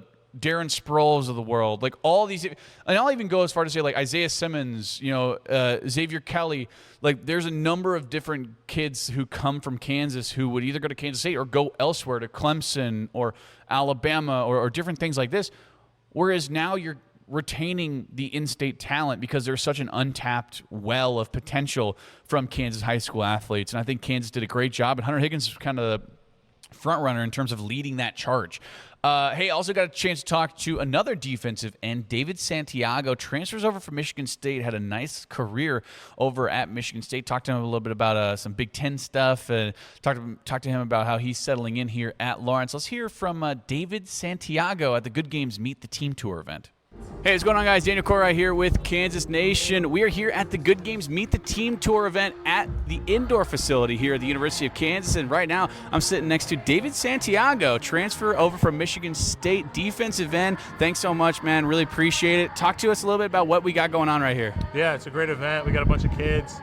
Me and Connor Stroh are running it's supposed to be the agility drill, but it just turned into a throwing drill. And okay, yeah. The kids are just throwing some absolute darts right into the little hoop there. So they're doing a great job. It's a great event with a good game, having a blast. Yeah, absolutely. And I want to talk to you a little bit about the season, just you know, how you're kind of settling into Lawrence right now. Obviously, you're transferring over from a Big Ten school, coming in. I mean, talk to me about this defensive end group that you guys have, and you know your confidence level going in. Yeah, we got a great group, great room, top to bottom, really. I feel like, I hate to say it, but I feel I'm starting to feel old coming in. Got some years under my belt. More wisdom that I can bring to the room, but Me, Leroy Harris, Alex Bray, kind of like the old guys, vets. I hate to say, but kind of helping the younger guys. It's been a nice transition. Lawrence is a little bit smaller school than what I'm used to, but it's been a great time. Yeah, absolutely. And I mean, talked a little bit about DK McDonald and kind of what got you here to Kansas. Like, what was that pitch like? Of like, hey, you were at Michigan State. This is a Big Ten school, but you saw what we're kind of building here at Kansas with the new booth and everything going on. I mean, tell us a little bit about your decision to come here to Kansas. Yeah, Kansas actually reached out. I think the first day of portal opened, and I came out the next morning. So the interest was definitely there. To be honest, I didn't know too much about Kansas football. I hate to say not the biggest of histories, but that's something we're building towards this year with this new stadium. You see how much resources are being put into it. Yeah. Coach DK, him, Coach Leipold, and Coach Deneen now getting the position coach job. Yeah, that's right. I really like that. I really like having a younger position coach. Yeah. Joe Deneen, by the way, that's like my era. Like he was a dog. Like yeah. I loved growing up watching him. He was a lot of fun to watch, man. If you can go back and watch some Joe Deneen film, you should, because that guy, he was a hard hitter. Yeah. Got to ask you about this because you've been to Lawrence, probably 6 or 7 months so far. What's your go-to restaurant? So, I mean, right now, obviously you're probably trying everything, but where I are you really going? like Jefferson's. Okay. Yeah, the wings. Yeah, I remember when I was first moving out here, my parents, we went out there the first night, and it really hit. So, Okay. yeah. All right. Fair enough. Jefferson's we've heard that from a couple of different guys too. Yeah. So I love that place as well, man. Well, hey, really appreciate it. We're here at the Good Games Meet the Team Tour event. A lot of fun. David Santiago, really appreciate it. Yeah, thanks. Yep. All right. That was my conversation with David Santiago, transfer over from Michigan State, defensive end. You look at the stats from last year, 24 total tackles, 10 solo, 14 assists. He also had a sack and a half, a forced fumble, and a fumble recovery. 6'4", 253 pounds. And David Santiago, really excited to see what he can do, bringing a lot to this defensive end room, right? Because you have Alex Bray on one side. You have a really nice defensive end room, honestly, with Leroy Harris on the other side as well. Excited to see kind of the rotation of how they're going to implement these guys, because you look at those three, just those individuals. I think this defensive end room is maybe one of the most underrated, underappreciated potentially of the entirety of the Kansas defense. Obviously, you have Leroy Harris, but nobody's talking about Alex Bray. Nobody's talking about David Santiago. And I think all of those guys are going to make a meaningful impact for this Kansas team. And it all kind of starts there, right? I mean, if you want to cause disruption, who does it? It's the guys coming off the edge. So really excited to see what David Santiago can provide for this Kansas team this upcoming year. Hey, after this, I'm going to be doing my Chiefs opponent outlook. Going to be talking about the Miami football Dolphins coming up after this on Rock Chalk Sports, ESPN Kansas City and Kansas Nation. Welcome back into Rock Chalk Sports here on ESPN Kansas City and KansasNation.com. I want to tell you about Heinen Outdoor Power Equipment. They're outdoor enthusiasts, excited to help you experience the fun and adventure that quality lawn and garden and outdoor power equipment can bring into your life. They're an outdoor power equipment dealership serving the Lawrence area, also Valley Falls area, so be sure to check out both of their locations if you're in the market for new and pre-owned Ferris, Hustler, Country Clipper lawnmowers, Mahindra tractors and implements, Arctic Cat ATVs and UTVs, steel handhelds, Billy Goat specialty turf products. They're friendly and knowledgeable sales and financing service staff and parts department. They're ready to offer outstanding service every step of the way, from assisting you while you're deciding what equipment best suits your needs to ongoing maintenance and customization. They're ready to serve you at Heinen Outdoor Power Equipment. They value the opportunity to build a long-term relationship with their customers and do that by making sure that they exceed your expectations. Go to HeinenOPE.com. That's HeinenOPE.com to learn more if you're in the market for any new or pre-owned lawn, garden, big tractors, anything like that.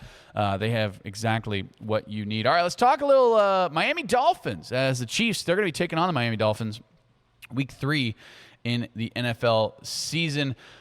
This is an interesting game because of the fact that the Chiefs are going to be coming off of 2 relatively tough teams. At least one of them is probably going to be the toughest team maybe Kansas City plays. You're starting off week 1 against the Denver Broncos. It is going to be at Arrowhead Stadium, so that's going to be obviously huge, and the Broncos aren't going to know their identity, but also they have a lot of returning guys as well.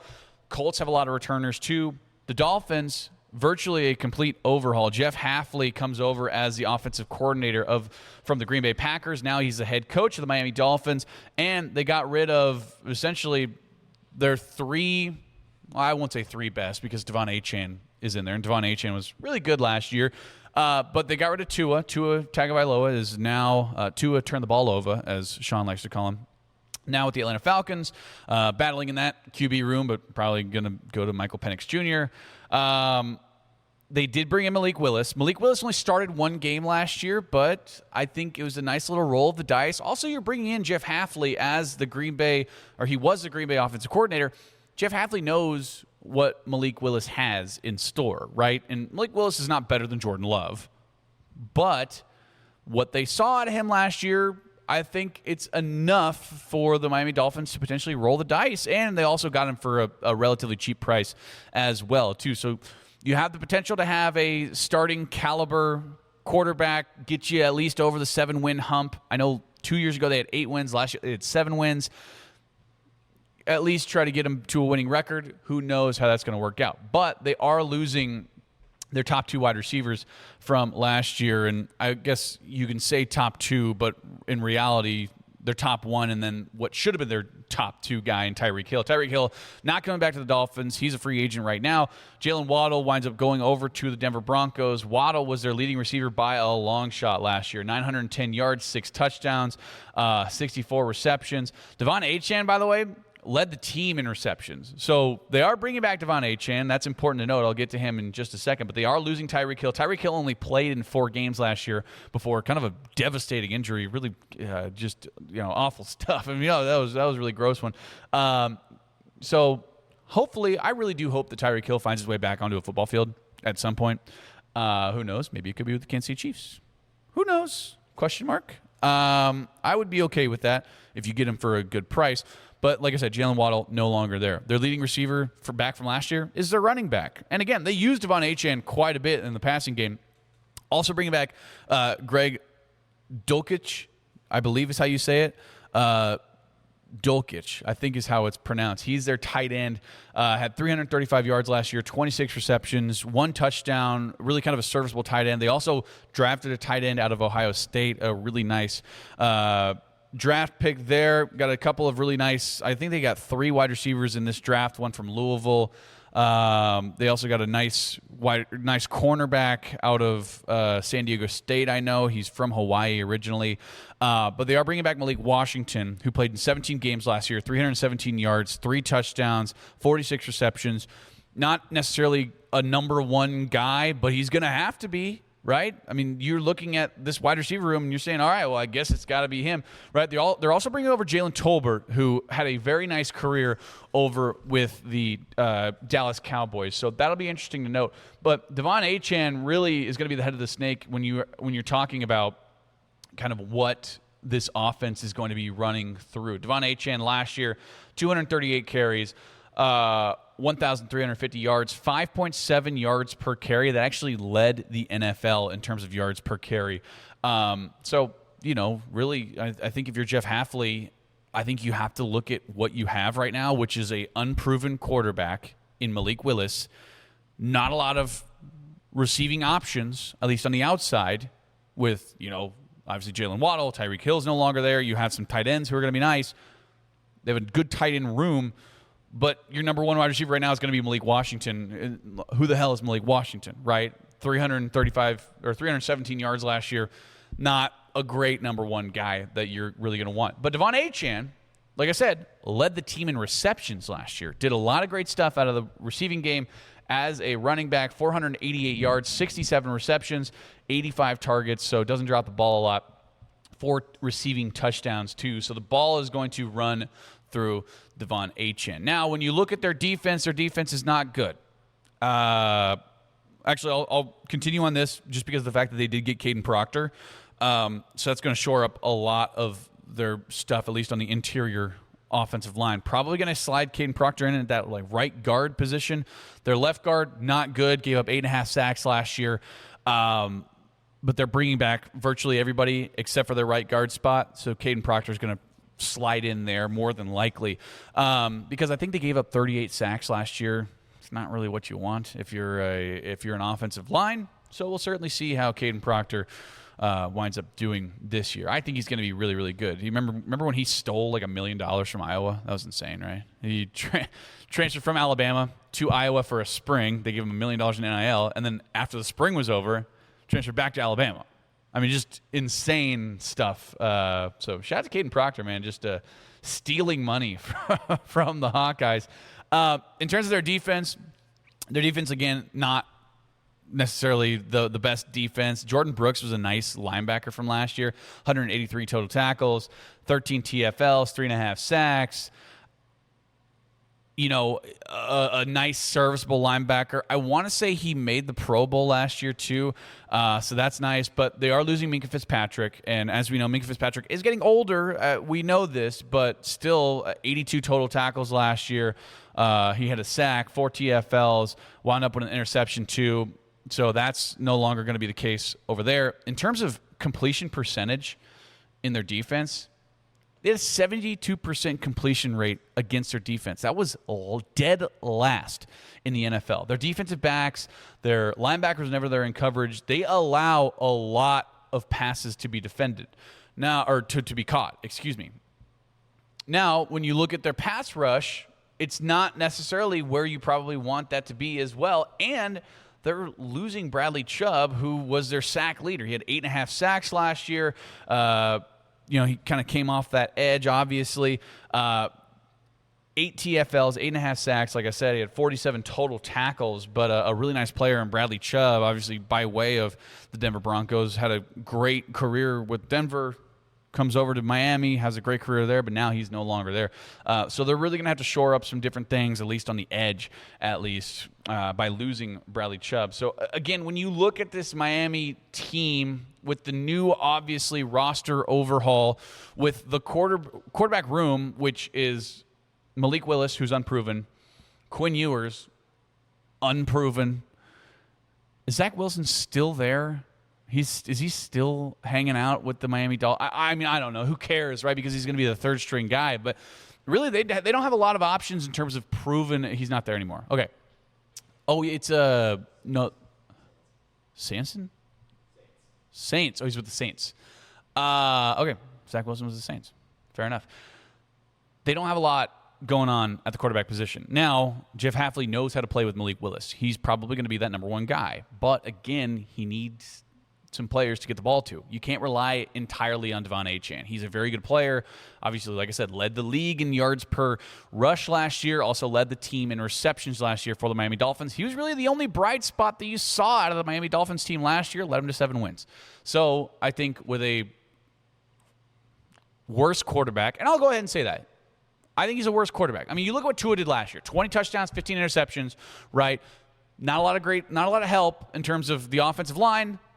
They did have Jalen Waddle, but you didn't have Tyreek Hill for the majority of the season. He only played in 4 games last year. You had Devon Achane, should have given you a little bit of help.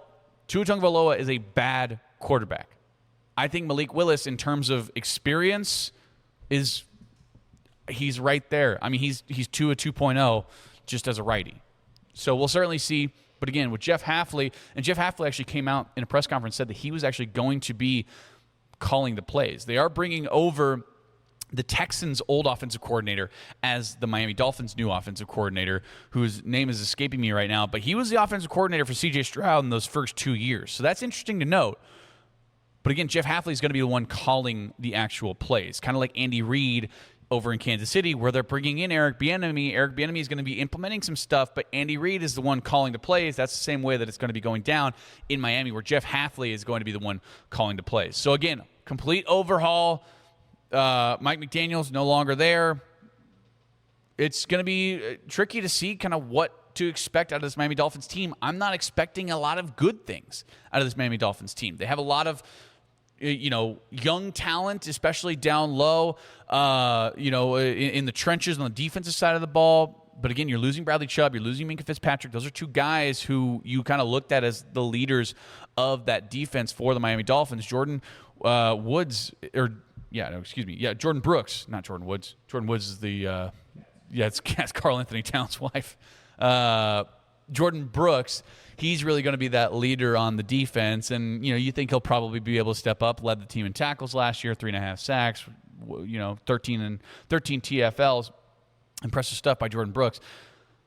You're looking at him to be that number one guy, and I just don't know how much confidence that they have in him. Yes, he obviously is a very nice player, got a lot of tackles last year, but defense is going to be bad. And again, it's good that you're getting the Miami Dolphins early, because when you have a complete overhaul like this, they don't know what their identity is going to be. If you remember the Saints a couple years ago, they were the best team in the NFL for the first 2 weeks because that's what they thought they were going to be. And then they started reverting back into what they are, right? Whereas that's the exception. One of two ways can go. Malik Willis can all of a sudden explode, and Washington can be a number one wide receiver for the first couple of weeks, but then they revert back to, oh yeah, it's Malik Willis and first year head coach Jeff Hafley, right? So you can either get the non-chemistry having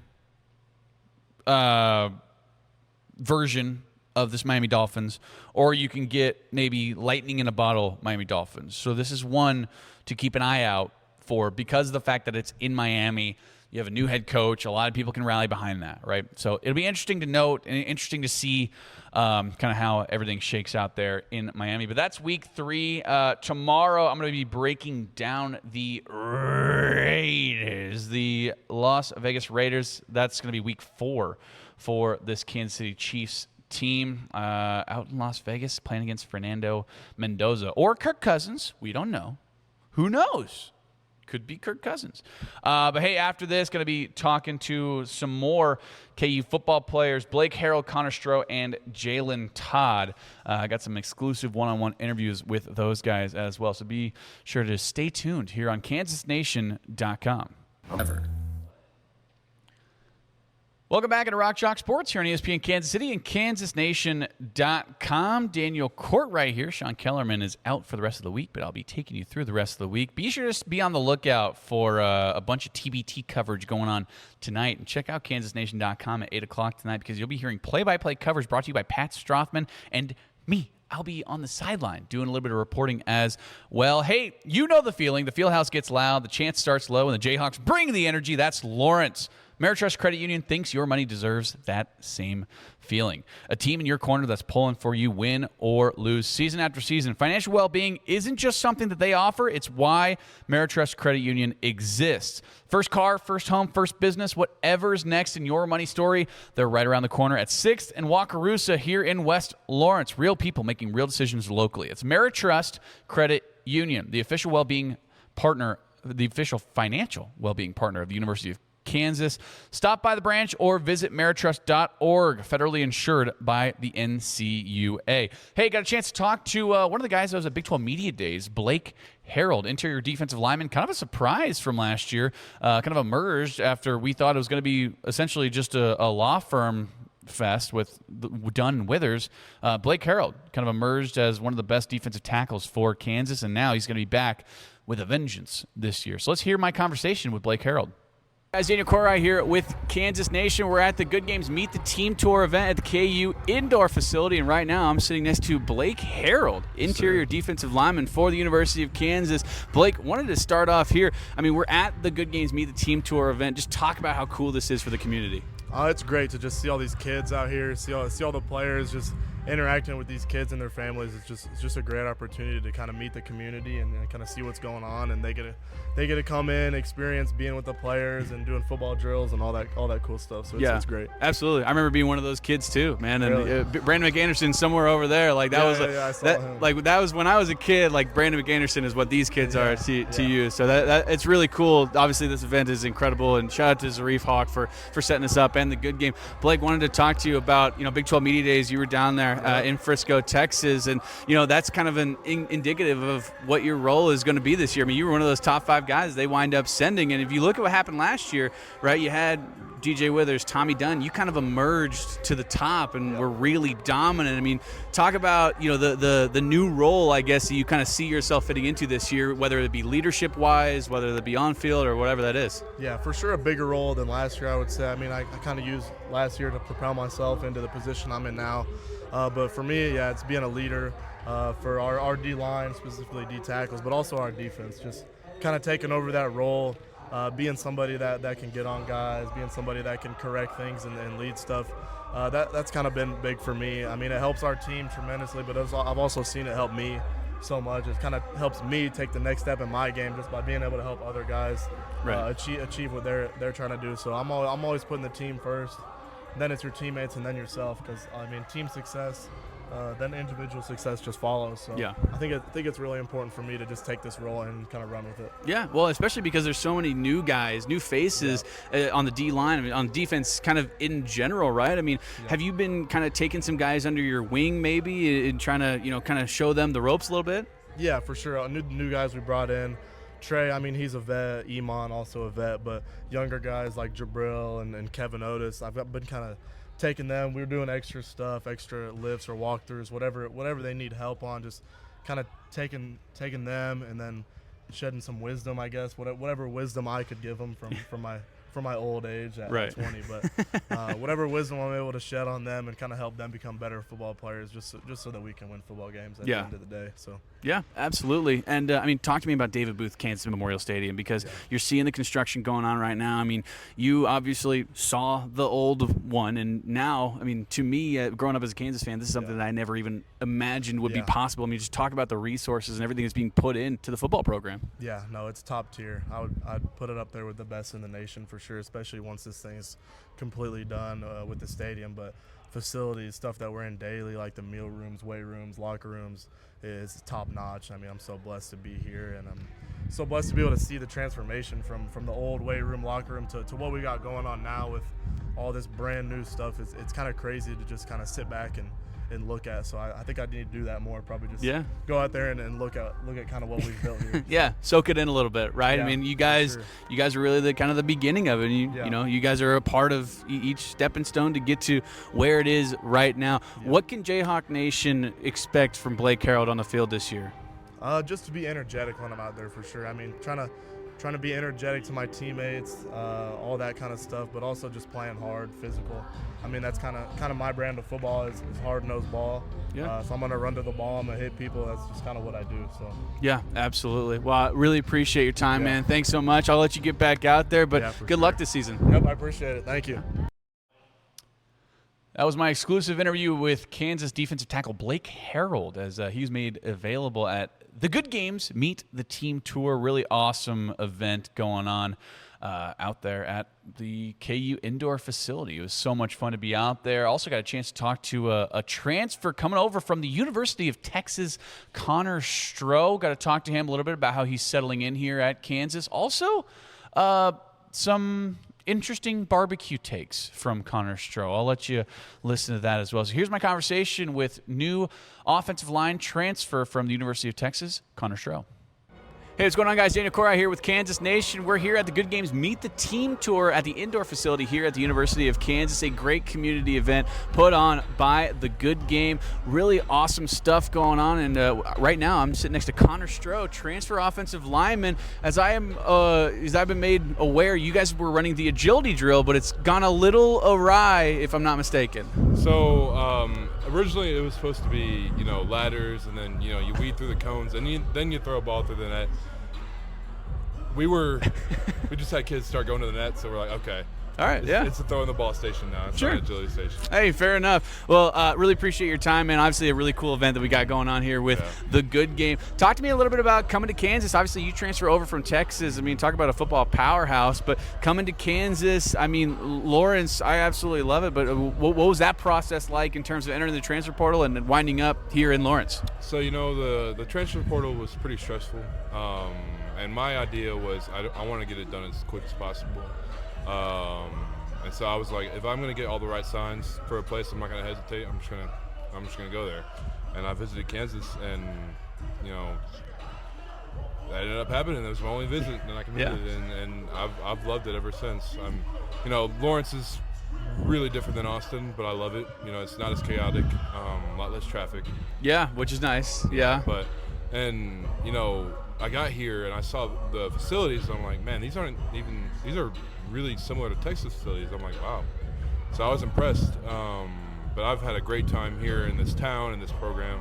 It's been awesome. Yeah, well, absolutely. Well, we love having you, man. We love having all the football players come out here for such a cool event like this. And talk to me a little bit about this offensive line group. I mean, coming in, is there any guys that you particularly hit it off with right away? I mean, in my personal experience, offensive linemen are usually some of the funniest guys. But you just talk to me about kind of bonding with this team so far. Well, so one thing I've really appreciated about this team and being here in this program is that we're all gelling.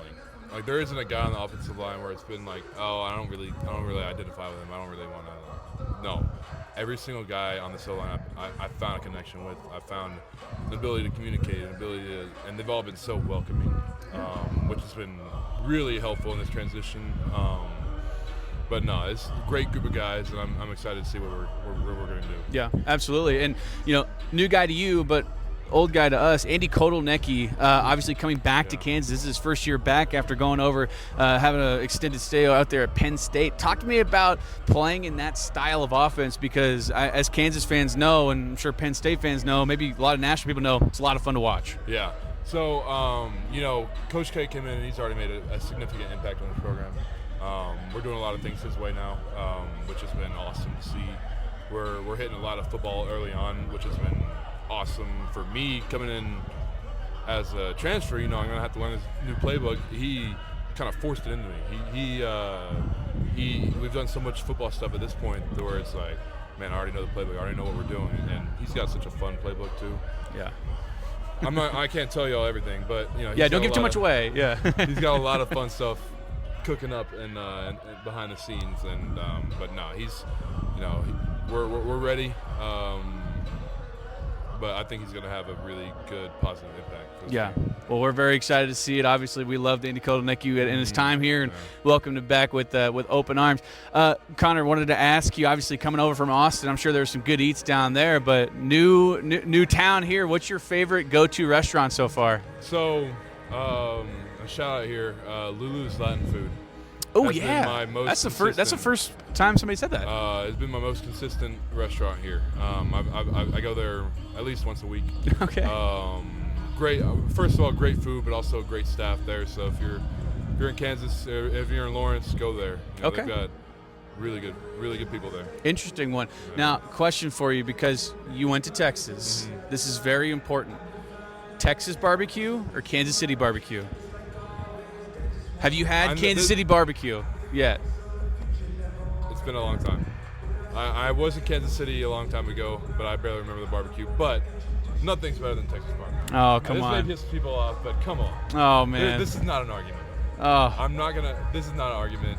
Texas barbecue is the mecca of barbecue in the world. Go to Joe's, man. Go to Joe's, Gates, Arthur Bryant's. Yeah, oh man. Go to Terry Black. All right, fair enough. We'll make sure to get you well acclimated. I just cooked up a brisket yesterday. Okay, fair enough. Not as good as Terry Black's, but it was pretty good, I will say. All right, well, I appreciate it, man. Well, regardless of your barbecue tastes, which are wrong, we're really excited to see you out there on the football field, man. Appreciate it. Yeah.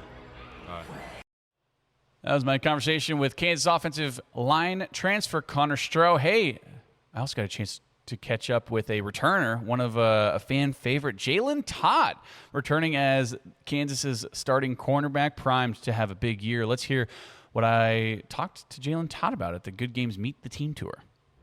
Hey guys, what's going on? Daniel Courtwright here with Kansas Nation. We're at the Good Games Meet the Team Tour event right now, and I am sitting next to Kansas cornerback Jalen Todd. Jalen, thanks so much for taking some time out, man. Really appreciate it. What a great event we got going on here. Yes, I mean, sir. I remember being a little kid coming to stuff like this and just being in awe that I was even around KU football players. Just how cool is this? No, it's cool. It got me back to my roots, man. And it put a really smile on my face and forget how fun I had when I was a kid playing football and stuff like that. So yeah. Well, I saw you over there tossing the rock a little bit to some of those kids. You got a future at quarterback ahead of you, or are you sticking to corner? No, I'm sticking to quarterback. Yeah, I can't play quarterback. Yeah. All right, fair enough. I saw you do a little underhand too. You were doing a good job though. It was nice over there. I got to ask you about this upcoming season, man. Obviously, you're a returner. A lot of new faces on the defensive side of the ball. Honestly, on the offensive side of the ball too. But you're that main guy who's coming back in that defensive back room. I mean, just talk about this kind of role that you're coming into, understanding that you're now essentially one of the vets. You're one of the guys that these guys look up to. Yeah, it's a lot different. It went by a lot fast. Them 2 years, it went by fast, and getting a new role and stuff like that. It's new, but it's a lot of fun. Getting Coach K back, Coach DK back, and everything's been good. And going against Coach K at practice, man, it's been challenging for sure. I can only imagine it's because as a fan, it's so much fun to watch a Coach Kotelnicki offense. I can only imagine how difficult it is to go up against it. Yeah, right? It's actually crazy, man. He come on formations like I don't know what's going on. So I saw over at that station over there, you and Nick McMillan were together. I mean, talk about some of the battles that you guys have had over this spring. I mean, I'm assuming you guys are going head to head. You know, 1v1 with some guys. I mean, who's the toughest 1v1 that you've had to go up against, at least maybe in your time here at Kansas? I say him for sure. Me and him going at it every day, spring balls. It's going to be the same for fall camp for sure. Okay. Me and him getting each other better. Sure. So he's the hardest guy you've had to guard so far? Everybody's good. Him, Cam, Nas, everybody. Okay. Everybody's good. Yeah, right on, man. Sure, yes, sir. That's awesome. Talk about Coach DK and, year 2. What are your expectations out of him? Obviously, I mean, he started as the defensive back coach. Now he's running the show. Yes, sir. It's been good. Him coming from the NFL, teaching us a lot of stuff and things like that, and looking forward for a big year for everybody on the defense. Yeah. Has there been any guys, because obviously, like I said, you're one of these grizzled veterans now. Has there been any guys you've kind of taken under your wing, maybe, whether they be transfers or incoming, freshmen or sophomores or whatever that may be? I mean, do you view yourself kind of as a mentor to some of these guys? I say a mentor for sure. They look at the things I do, how I come in every day, how I work, and just the hard work I put in and stuff like that throughout the days, and I can see like them doing the same, and they not BS, and they coming in ready to play. Everybody want to play, so yeah, absolutely. You're more of a lead by example kind of guy. Yeah, totally. Like that, and tell them like some tips here and there, what's going on and stuff like that. Yeah, for sure. Gotta ask you this, man. What can Jayhawk fans expect to see out of Jalen Todd this year on the football field? All-American year. All-American year. Yes, sir. I like it. I like it. Setting your sights high. I absolutely love it, man. Well, Jalen Todd, really appreciate it, man. Good luck this upcoming season, and go back out there and have some fun with the kids. Yes, sir. I got you. Thanks. That was my conversation with KU cornerback Jalen Todd, primed to have a big year. He said it right there. All-American season coming for you. Really excited to see what Jalen Todd can do on the football field for this Kansas football team this upcoming year. It all starts September 4th, Long Island at the Booth. Should be a ton of fun. Hey, that's going to do it here for today on Rock Chalk Sports. For Trey Myers and Elijah Schmidt behind the camera. Big shout out to Caden Letsche for coming on the show. Really, really glad we didn't get to talk about Kyler Murray on today's show. I'll see you guys tomorrow. Be sure to be on the lookout for TBT coverage, and also go to kansasnation.com tonight. You can hear play-by-play coverage with Pat Strothman, and I will be doing sideline reporting as well. So be on the lookout for that, as well as all of our social media platforms. Like I said, for Trey Myers and Elijah Schmidt, I've been Daniel Courtwright saying thanks for watching, thanks for listening as well. Rock Chalk Sports on kansasnation.com. Hey, this is Sasha